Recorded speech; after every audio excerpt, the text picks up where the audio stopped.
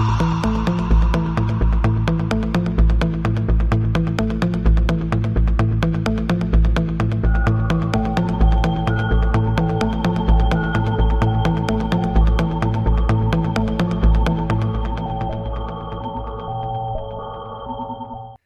is... It's all the same, right?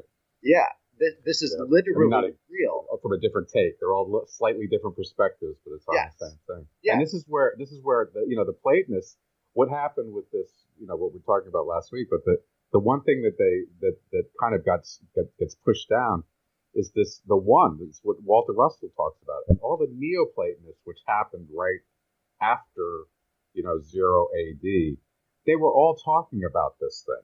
The one, the one mind, the one consciousness, you're me, I'm you. And it's like this whole idea is really profound, and it's certainly been obfuscated. That name right there that you said, you are me, I am you. That name, the first name and last name, that name right there is I am. I am, right. You are me. I am you. If I were to teach yoga all of a sudden, that would be my name. Welcome to the Electric View, Episode 1, Part 2. This is where we get into the idea of universal consciousness and the prospects for humanity with the upcoming magnetic pole reversal.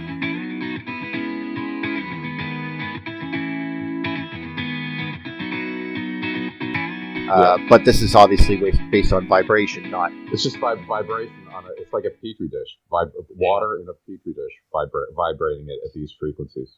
That's all it is. And it's like, what the hell's going on here?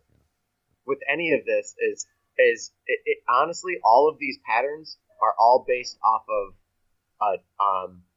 a tube, cylindrical disc shape, because it's in a petri dish that's that shape. They would all be different if they were in a square dish. Yeah, they would all be different if they were in a hexagonal dish. So now they have to break it down into the basic shapes. A triangular dish. Well, they can't model this. They can't model this as a cylinder. I mean, this is a very abstract problem it's to in approach. A petri dish. What do you mean? I can't model it. You can't model it like. I mean, the general process in academia today is the only way you can tell what's going on with it is if you can model it mathematically, and this is no one can model this mathematically. Cool. Okay. Exactly. Yeah. Awesome. So that's what I mean. This is where as far as being perhaps on the cutting edge of something, I'm not saying I can do it that way, but I'm seeing new ways of approaching it that I can model it, with the stuff that I'm working on, and then be able to say, here is a type of mathematical model for it. Yes, and you could make it periscopic too. You could make it like so that there's a time level to it as well.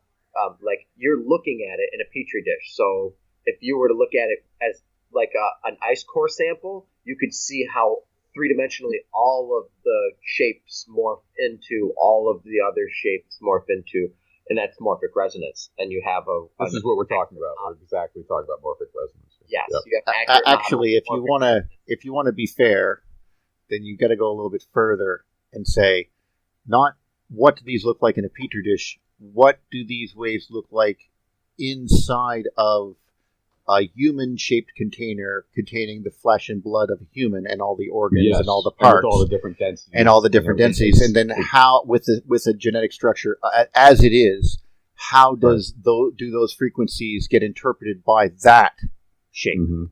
Right. And look at every other animal does the same thing, and does this that comes out of that? Right? Well, that's what I mean. Like we're only beginning to understand that because Rupert Sheldrake had a nail in the head when he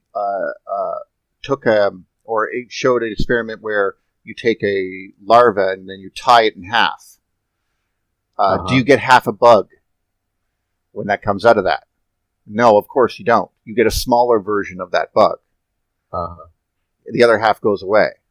Right. So, or maybe sometimes you got two bugs. I don't really know. But the point is that the form, the shape, the field that makes that animal the animal did not go away. It didn't say, "Oh, you cut off half of me, I'm going to make half of a bug." Yeah. It didn't do that. You don't make an inviolable thing. Something is make it in that shape, in that form, with those frequencies, that resonance, that DNA, that whatever. Right. And that's, just like a starfish. When you cut a starfish, you cut a leg off a starfish, it grows that one back. What kind of horrible childhood did you have, sir? This idea is a fetish for that. There's a broad aspect of during global when the magnetism, the polar shift happens, huge extinctions are right there along, and it could be just temporal, it could be based off of the timing, but every time the polar shifts happen, there has been massive extinctions on the planet. Now, during these times, the cosmic rays can get in and do get in and hit. A lot of the creatures die, but the ones that survive become new species. And the babies that are born during this time, because every time there's an explosion of life, talk about... Lost you. The, How long is it? About 3 seconds. You have the negentropy and you have entropy, and it happens every single time during these polar shifts. You have this huge, prodigious, rampant life that happens during the Cambrian period, and all of these new organisms are growing. You're out again. Oh. After every polar reversal come into existence. So it's like a I don't know. That's what I've been listening to. As far as Joe Rogan interviewed a really good, or wait, no, who was it? David or Ben Davidson. Ben Davidson. Yeah, I have that one. Oh my gosh, dude, it's so good. His newest one about polar reversals with this scientist guy. What? Ben Davidson was on Joe Rogan? No, sorry. It's this one. I was it's right at the top. I right here, Robert Felix. Oh, okay. There's nothing. Don't get me wrong. I hope that Ben's incorrect here. I just hope. No, it's his. It's Robert Felix's idea, I think. But there's two things that are important. Number one, the electric field probably won't change. Number two, we still have a very thick atmosphere that gives about 2 meters of lead shield or water shielding by its nature. So hopefully that won't happen. But there is a possibility, of course, because when you start losing that kind of shield, you can get the ions can spur microbial life. You get growth in algae, mosses, and molds, fungus. So that can cause a lot of problems with us larger creatures. So I can picture stuff like that, but the ions won't be deflected by our magnetic field into the poles nearly as well. And the same thing happened though. The sun does this every, like 11 or 22 years. I can't remember. And, obviously we don't know if there's life there though. So I don't think there's life there. So, we don't know the effects of that. I'm just hoping, because we know that the circuit will still continue, even if, because it's the polarity between these shifts. Like once you have current coming in both poles, and it's going to spiral around till it goes to the equator, so to speak, where the toruses is, the Van Allen belts. But this magnetic field, what makes one more powerful than the other is that there's more current coming in the top or the bottom. And right now there's more current coming in the bottom. And obviously it will be a point where it will change. But the circuit doesn't change, though. Correct me if I'm wrong, but that's what makes it diamagnetic, that one current is stronger than the other. Right? That's what makes it magnetic. Diamagnetism is a repulsion of electric. Water is slightly diamagnetic, for example. Stuff like that. Bismuth is highly diamagnetic. Okay. Is that what makes it dielectric? Dielectric just means that it's an insulator between 2 points. So air is a dielectric. Empty space is a dielectric. But in order to have a dielectric, you have to have just high resistances. That's all. One source on one side higher. Well, yes. The need of a dielectric, anything that's between two plates that are charged, is holding those charges apart. They want to get together, but they can't get through the dielectric. Yeah, and so the bigger the amount of space. But once you hit a certain amount of rarefication, like thinner and thinner gas, or drier gas, or just particulate matter, you can get conduction, which is why when you, for example, every friggin' time they have that Burning Man, there's these smoke columns that rise up, and then eventually you get dust devils spawn from that and then start going across the desert. And it's because you have now a connection of particulate matter between the plate of the ground and the air above, and it will now use that as a conduit, and then you have a light tornado, so to speak. Yes. So my understanding of it is correct. You have to have one field stronger than the other in order to create any dielectric. Well, yeah, a plasma without a voltage across it is, well, like Don Scott said, you're lucky to have a plasma at all. Yeah. There's nothing there. You can still call it a plasma. Okay. Yeah. Well, you call it a dielectric without the charge, but it's like the action of it's a capacitor that's not plugged in. It's not doing anything. Yeah. It's just sitting there. Yeah. Okay. Cool. So, I mean, we're seeing this. It's clearly the magnetic field strength is dropping radically. You know? Yeah, and this is a thing. Well, we're losing it. We're completely going to, but the circuits down near us, like if you look at this model of the planet that he has on the screen, and you go over to where the blue at the top is there with your mouse. Yeah. Okay. Go to the blue at the top. Pick a side. Doesn't matter. And then start going along the surface of the planet. Pick a side and go to the middle, right down to the equator, and then start going up, off of the planet. No, I meant off the planet. But anyway, there's a loop there. A secondary loop is what I meant. Like yes, there's a secondary loop there.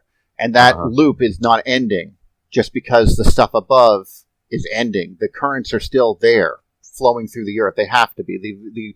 We're going to lose this sort of the containment along the Van Allen belts is going to go away. The focus but the charges are still going to go towards the North and South Pole. But the magnetic field strength is the difference between these 2 points. Once they equalize and become the same current is going in and the same at both poles, then there's no magnetic field difference. You get my meaning? There's no one's not stronger than the other, so there's no polarity. This is like. But the currents are still there, so it's not like I think that we're not going to lose this. Some of this talk about what happened in the past with regards to these ice ages or the failing of the magnetic field. There's the interpretation that obviously there was extinction events and speciation afterwards. And I'm not saying that we couldn't have effects from this, but it's quite possible that we will survive it, hopefully unscathed. But hope springs eternal. Yeah, but it just means once the other pole starts getting stronger with current, then it will become the North Pole or South Pole or whatever, and things will start going back up. Right, but in the opposite direction. This is within the next.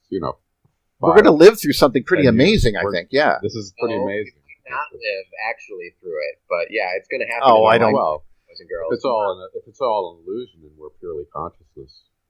Yeah. Okay. I'm not going to get that weird. I just don't think that we're still there. I mean, the planet is not going to stop. None of the currents are going to stop. None of this is going to stop. The only thing that's going to happen is the magnetic polarity is reversed. That is an issue. Though, while this is happening, our solar system is moving into a place in the galactic belt that we're kind of we're moving out of this dust cloud that they said was also insulatory against like galactic radiation, right? Like cosmic rays coming in from outside sources, and it was kind of like this. So there's this other factor. There's more factors going in than just the natural process of this occurring itself. That would give us radiation. And then now they're also starting to finally talk about other planets within our solar system also projecting this type of radiation at us, like Jupiter sending gamma rays, X-rays, infrared, like different types of radiation coming. I wonder if the other planets are having this same issue with their the ones that have magnetic fields. I never thought about that.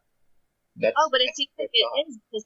There's a storm that happens on Saturn every Saturn year, right? Every Saturnian year in the northern hemisphere. Every 28 years. I was chatting with the SO about this yesterday on their morning news chat. The topic was like Saturn and Jupiter and these types of storms happening simultaneously on the other giants too. Uranus had a big storm on it. Neptune had a big storm on it. The one that happened on Saturn came early. It happened earlier than normal, and these other types of things are happening on Jupiter. Its red spot is starting to disintegrate. The center of I've been asking about this too, about the center of the red spot becoming a double nuclei. Like, why is the spinning? And when that happened, like nobody else is talking, like nothing. I'm like, hey, over here, look at the polar vortex split into two at the same time that the red spot nucleus split into two. What's going on here? Going on here? I can envision a connection where you're losing current and so forth. And just like the South America anomaly, we have a spot along our sphere that sort of has a leak there on the sun. There, sunspots and so forth. So it's something that I think every electrified sphere seems to have a connection to. We have this weird, secondary thing that's sort of spilling electrons and feeding this Van Allen belt or this torus around, because we have a magnetic field, of course. It's a blue whirl. It's a blue whirl. If you look, remember when Bruce was talking about the delta Y circuit that's going through the mantle and the core, and even Velikovsky had mentioned that when the poles actually do shift to certain degrees, like they're accounting for it, and that would change the whole stellar chart, because your poles would have to be reconfigured, your cardinal points would have to be reconfigured. That would throw our GPS off, banking systems, So we got to think about anything like that could be political and economic that would have to do with this. I honestly never thought of that. I was just, we're not going to lose power. No. So that's good. It would have to be recalibrated, which would throw us out of whack for a while. But see, that's an issue too. That's a thought too, because if the entirety of the solar system is reacting to whatever this catalyst charge is, changing obviously the weather on all the planets that have weather. You can even see these spots on the planet charted with the geomagnetic anomalies where they matched up the pyramids and shit. What's the sun gonna do? And it's in this water minimum, right? It's really, really, really quiet right now, which means that we aren't producing solar wind to blow this type of radiation away from us. And if it's becoming more, so now it's becoming more self-contained within the unit as it's being projected off of these other planets like Jupiter, and it's kind of, I don't want to say soiling the solar system, but what is the effect of this? What is happening because it's not being blown away presently? It's just kind of sitting here, and we're sitting in the static charge of it. Well, there is clearly an electric field that will continue, but if you note that Venus, for example, doesn't have a magnetic field, but if you look at the electric field of Venus, which is every planet has a plasma sphere. We also have an atmosphere, which is, like I said, it just provides rough shielding, like 2 meters of water shielding. So if we were surrounded on all sides by 2 meters of water, that would be the effective resistance of our atmosphere against, high energy photons and stuff like that. But the magnetic field provides this additional protection because it drives anything that gets into that field will go to the poles and be caught up in the torus around the planet, which is, and we've seen this. Michael Claridge has a wonderful video where you get to see how these it gets fed into the field, and then if we can absorb a blast of plasma from the sun by upping the voltage, we do the transformer action, and we create these high energy fields of high voltage around our planet. We get extra rings, like you get extra, shells of an atom, so to speak. But it doesn't mean that we're safe. But that action would probably be lessened completely because our magnetic field would be totally fucked. We'd only have the little ones around the surface that are still flowing because this is a Faraday ball, it's a Faraday disc, and you're going to have a current that's going from the pole to the equator, or in conventional ones the other way around, but it doesn't matter. The point is that this current, of course, will be drawing electrons one way, ions the other. The wind is all contained by that, and you're going to have loops in there, and loops and loops and loops, and all of these are still there. So, but the main field, the one that's actually going from point to point through the entire Earth, which is where we have where our needle points, so to speak, that's going to be gone. Right. But the currents are still going to be there. Like there's going to be like a current going, in the Birkeland currents are still going to be there. So it's just you're going to lose the overall polarity of this whole process. And that's what I don't know what's going to happen. I don't, but I just don't know if it's going to be as devastating because you see these loops on the Earth and the sun there. Those are still going to be there. Just the whole field's going to be gone. Because the amount of 5-point earthquakes, like they said that 2018 was going to be an intense earthquake year, and the amount of 5-point or higher earthquakes that have happened on the planet within the Ring of Fire has been a lot, and it's happening throughout the entirety of the system, from Alaska to Japan. Papua New Guinea is just like kind of been just shaking, like ringing like a bell in this. Well, if these protons are coming, high energy photons, which are, if Donald Scott is correct, coming from the surfaces of other interstellar bodies, which are much more highly charged than our sun, therefore they can project these things right through the sun's and galaxy's plasma sphere, right into, and they hit our planet, and they get right down to the bottom. They're very powerful photons. Now, with like 20 billion electron volts behind them type shit. So if these things are going to be increased and they're going to be hitting our planet a lot more, the charge of the surface of the oceans, which are getting a lot of these, are going to be, like, for example, the Pacific Ocean is absolutely huge. You're talking about almost half the planet. And you're going to have this wonderful, where the charge has to go to the Ring of Fire, basically, to the coasts. And it will be then currented down into the planet and the other half of these loops that we're looking at.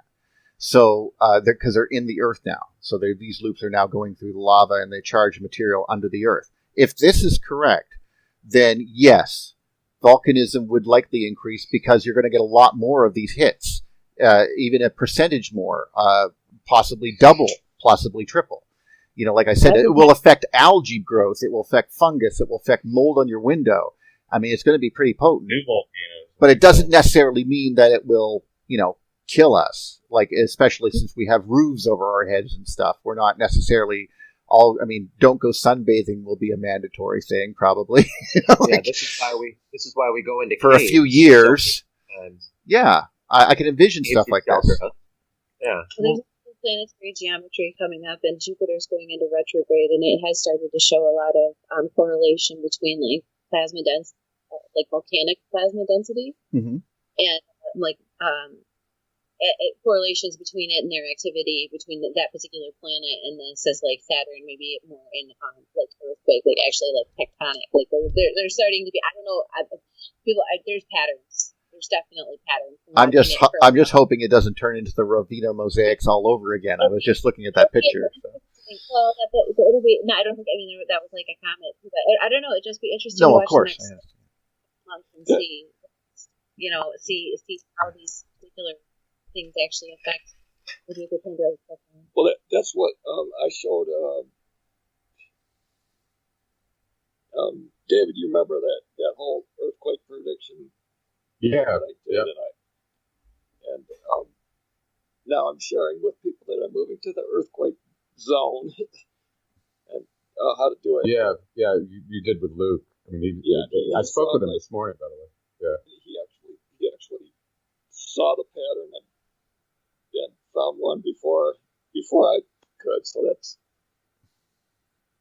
really interesting. But all it was is this pattern where it started with a psychic prediction, which doesn't matter except that the psychic said how they predicted it, and it was supposedly when the moon and Mars cross in the sky,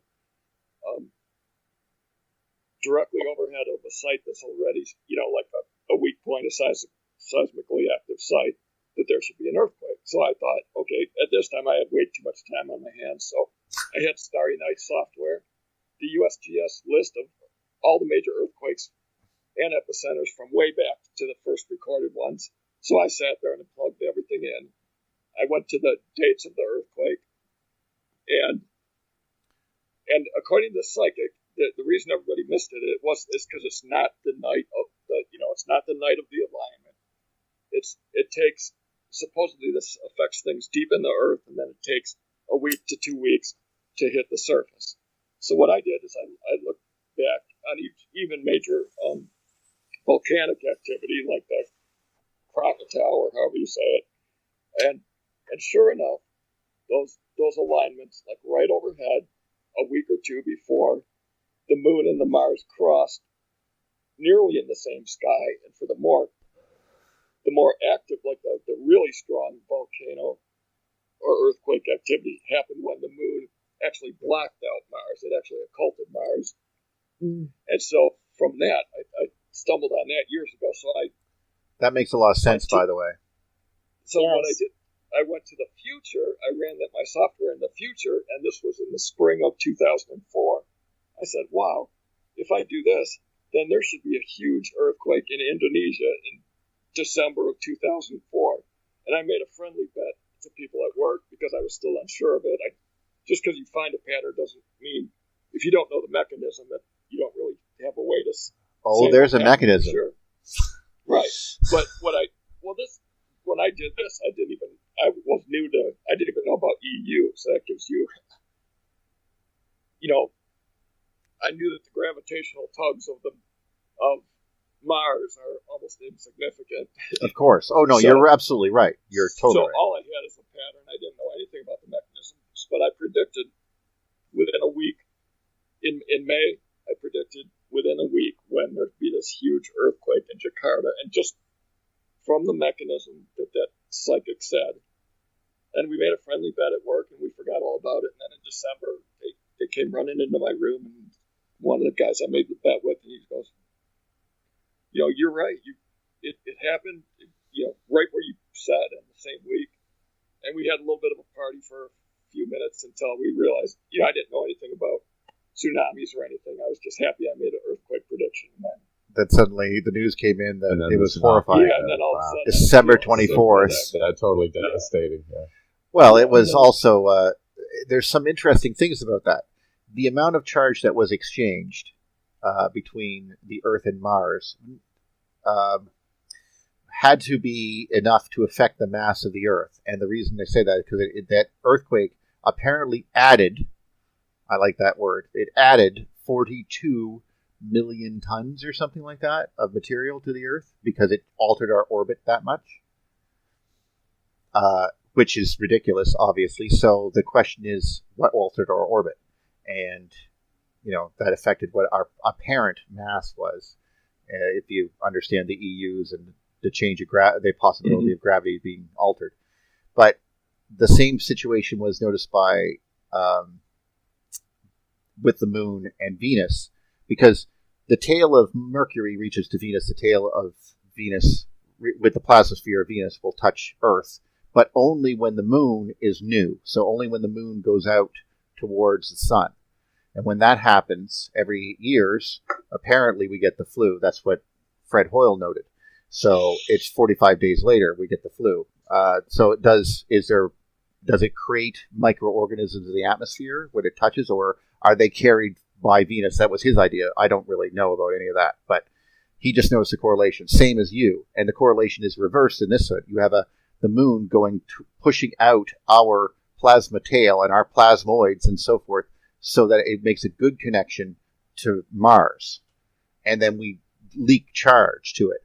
This is why I think conjunctions were something that we didn't like. This is why the tail of a comet, even though it gravitationally means nothing at all, it won't affect the Earth at all, but that tail of a highly charged body touching us, yeah, that can mess with us. Of course.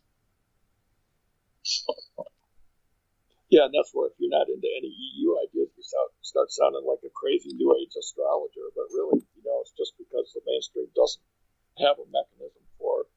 But the mechanism is so bloody obvious. I mean, there's literally a tail on our planet. I mean, if we could see it, you could see the pictures of those. to not see this great red spot and that little circle there beside it and that circle and the hurricanes on the Earth and the tornadoes as being circular motions of electric charges or Birkeland currents reaching into the atmosphere, what else are they? They're clearly what they are. And to see the same thing with sunspots in the sun, to see this repeated over and over and over again ad nauseum to each planet, to each body that we come across. The only difference is that the Earth's atmosphere is pretty much translucent, so we don't get to see what it's doing. But now we have software that can do that. We can see, these ions are pulling atmosphere around in very interesting ways and so forth. And what happens to what these are the footprints of things, or currents that are even more diffuse and in space. Now, to imagine that they touch each other and therefore charges are exchanged at that point is a matter of fact. It would happen just like anything shorting out. And these tails are enormous.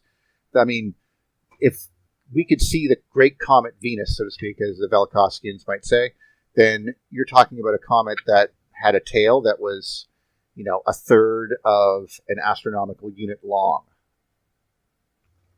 Like hell, that would be long. One bright strand of fire through the sky, and look at that, the Earth alone with its giant spider tail, and reaching back those lines of force, so to speak, the rotations, but that represents a current because just like Ampere's law, it's going down along that spine, continuing all the way to Mars, and it's grounding out with the solar wind as it does so until it's no longer there. There's no more charges, therefore it's all over. The idealized version versus the real version, you can see, is very different. But you then push it all the way to Mars. The Mars reaches to the asteroid belt. Thank God it does not make connections to Jupiter, which, by the way, might explain why there's an asteroid belt. Because there might have been something else there. It was like, no, every year you make connection with Jupiter. And what happened? It blew you up. It blew you're now snot. Just a debris field, But, we're living in an age where this is hard to envision, but it might have been easier to understand when we were more highly charged and we're bleeding off as we continue. But Neil, is there a name for these currents that backflow and forward flow throughout the solar system? Well, they're just Birkeland currents, but the flow, like this thing that you're looking at here, they think of it as a wind pushing a shock wave and that there's an actual atmosphere or some shit. And this is not anything of the sort. This is just an electrical interpretation. This is an electrical event. There's a charge here that the sun has, and it's now rubbing up against this charge of the Earth. The charge of the Earth is pushing. These charges have balance. They create a double layer along that shock front. They call it a shock front, but, And then this whole thing is bleeding out all the way, trying to balance itself all the way to its tail, and the tail reaches, like I said, all the way to Mars. And you could envision that the field of Jupiter this is where you get on to the idea of what would it look like if we could see Jupiter's field. If we could see Jupiter's field right now, it would be larger, way larger than the full moon. Google and that's how far away it is still. It's 5 astronomical units away from us, and it would still be larger than the full moon. And it would look like a giant friggin' spider or a giant thing with outflows on the top and bottom, like with wings or some shit. And a glowing torus around the middle, getting that idea. It's a very similar structure. You're getting the idea there. Probably more round than that, but anyway, like I'm saying, if this is where you get the idea that they understood that tails touching were bad, then conjunctions and astrology naturally flow from that. This is all brilliant. You want to know. I mean, you want to make predictions, don't you? This is what led Jim to do his prediction. I want to make I saw a note. Want to make a prediction? Let's try it. Yeah. Holy shit! Yeah. And this is where you get this idea of Ben Davidson's work and this stuff. He's making great predictions. And the predictive accuracy of the model explains whether or not it's worth exploring. Now, cyclic nature. Yeah. Well, and to understand then the mechanism behind it, like I said, he's a lawyer, so when he says it's the solar wind, or he goes with certain conventional approaches, I don't argue with him because this is how it's called to people. But it's a misnomer. It's not a wind.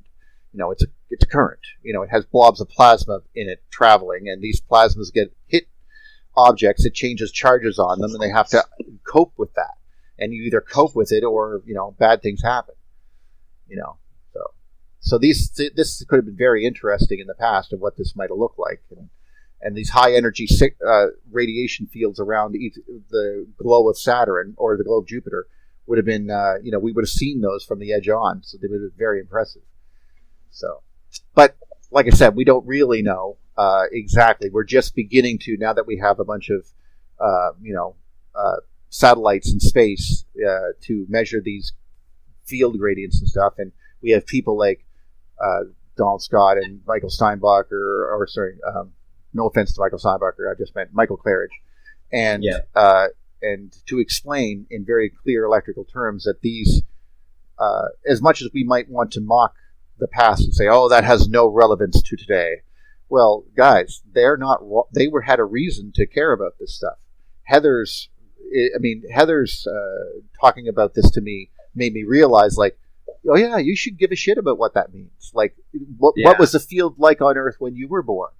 I mean, they don't there's no need to, the simple recognition that the fields change as interpreted by Earthlings, trying to understand this without mechanism. They are looking with the signs and the seasons, and they have to talk to each other about it, and this is how they identify. Well, that's not wrong. That's intelligent. Do you want to know if you're going to, if something bad is going to happen, in the sense of, when, there's an earthquake in Indonesia, when, this stuff happens. To ignore that and just say it's a coincidence, then the argument becomes, how often should we see these coincidences? And it seems that we're seeing these coincidences now to the point where we should really be listening to some astrologers sometimes. Or people who pay attention to the movement of planets. And because, like I was telling David before, the charge of the moon has more effect on the tides than the gravity of the moon. The gravity of the sun affects the tides as well. Well, why does the electric field somehow affect the moon? And now you're looking at the Tal Bashar volcano, which is just a charged current etching the crap out of Io. Which, by the way, its field would be then pushing away from Jupiter. Like, it would have another electric field, and it would have a tail on it as well. And this is just the footprints of that tail in the electric field of Jupiter, which it's, and this is, so on and so on and so on. We are on the electric field of the Earth, and the microbes are on the electric field of us, and so on. I'm now done. Please go ahead, Heather. I cut you off. Say what you just said. I'm like, he's a fucking genius. He's curating the best shit right now. Oh, don't. Neil, every time I meet someone who starts listening to Neil's rant, no matter what it is or where you come in at the rant, it's amazing, and it just paints these you're a poetic, like, jazz instrument that's finely tuned, speaking science. I would use rant to lecture. Well, I say rant because he just he has the propensity off the top of his head, right? Yeah, That's great. Brilliant. Yeah. Well, but you guys are the ones who notice these things. I just recognize that there is a real, very interesting connection, and and this is why when you start going into understanding religion and where religion comes from, and understanding mythology and what that all meant, well, there's much more to it than obviously conventional science says. It's very interesting. There's depth there that means you shouldn't just throw this stuff away. No, because it used to be the conventional science. Yeah. That used to be conventional science. Who'd you learn from except from old women who knew shit? Throw it away would just be to throw away everything before we deem stuff worthy. It is like cutting a piece of us off and throwing it away. Yes. Oh.